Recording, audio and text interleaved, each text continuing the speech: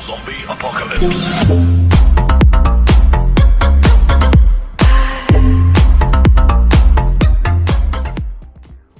Hey guys, Generation here, and I am back to providing a content for you guys. Here we have Canine Bite with a submission of Ultra League GRASSHOLE. You guys knew that it was going to take something incredible to get me back, and here it is.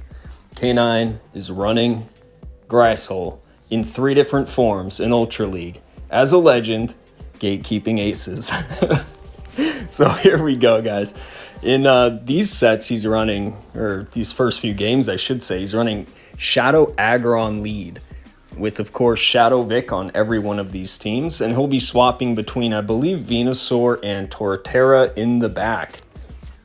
Obviously, the fire types are very common in the New Age meta here, as well as this guy, the Walrein. And Aggron got a nice little Meteor Beam buff. I cannot recommend this team to anybody. Definitely don't ever run this. It's awful. Took a lot of work for us to get some footage, but I hope you guys enjoy.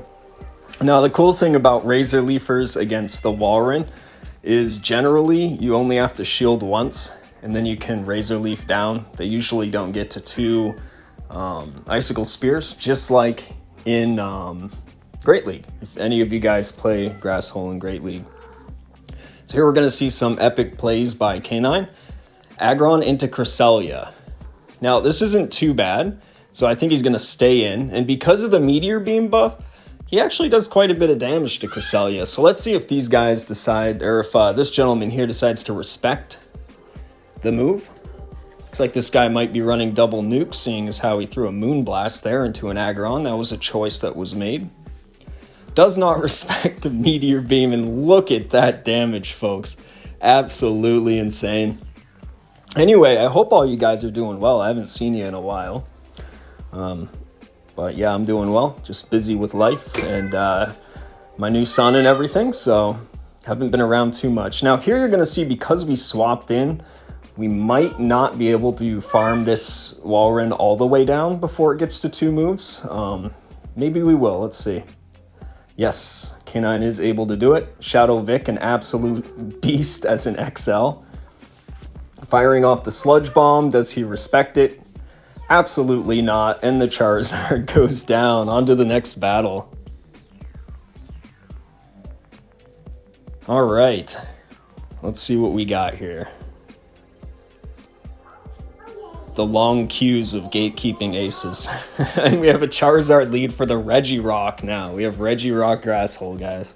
Of course, Regirock is a far more solid choice to use in this meta than Aggron. Aggron's awful. The swap into Primarina, which gets instantly melted. Here's the Charizard. Does he respect the damage? Let's see. Sludge Bomb. He does not respect the Sludge Bomb damage. And the Charizard is left at almost no HP. In comes the Regirock to absorb the moves. Should get a nice little farm down here, I'd imagine.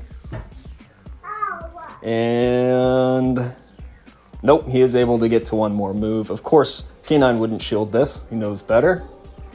Lets the Blast Burn go.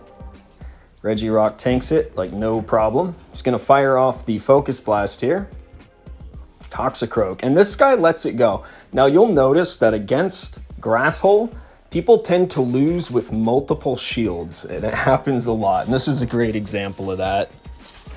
All right, Torterra is on display here now. Torterra, of course, has access to the move Sandtomb, which does debuff the opponent's attack, which is nice, or defense, which is very nice, and it works with GRASSHOLE. Let's go on to the next game.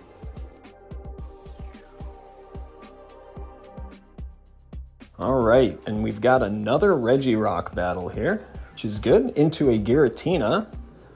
Now this isn't too bad, right? We do a decent amount of damage with Stone Edge, and people tend not to shield their Giratinas. So maybe what we'll see here is a couple Stone Edges thrown into the Giratina and then a swap into the Razor Leafer. As with most ABB teams, it's always a good idea to try and bait out the opponent, and I'm pretty sure I just saw Phantom Force get used. This is Phantom Force Elo. Yeah, looks like we do get the swap here. A little bit late on the swap, but that's typical of the canine strategy. Just swap a little bit late, make sure that the opponent gets extra farm, give them a win con. Out comes the second Dragon Claw. I'm telling you guys, Shadow Vic is, the XL Shadow Vic is bulky, man.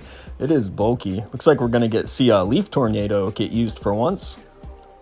Normally we're seeing the Sludge Bombs. It's a good attack drop there. Now let's see what he decides to go into. Probably the Torterra, so that he, oh my goodness, and there's a Swampert in back. Now Swampert gets destroyed by any Razor Leafer, as you guys can see, absolutely melted by the Torterra, who would take neutral damage though from the Hydro Cannon. So I'm certain K9 shielded that because he knows that he's going to take more damage from a Hydro Cannon than the mirror shots that will be thrown by the Magnezone. So of course, unless the opponent doesn't know his typings, he'll be throwing the mirror shots, not the wild charges, which are double resisted from the ground typing and resisted by the grass. Okay, there we go. Takes care of it with some Sand Tunes. And Regirock got a couple good games in there. And now we have some super exciting games to end the video here. We have Shadow Tyranitar Grasshole. Let's see if we got Torterra or Venusaur. Looks like Venusaur. So Shadow Vic swaps in, and we bait out a Sceptile. So we are in Sceptile Elo now. Okay, I think he probably shields this, respecting the potential for an Earthquake, and he does. It's just a Dragon Claw, though.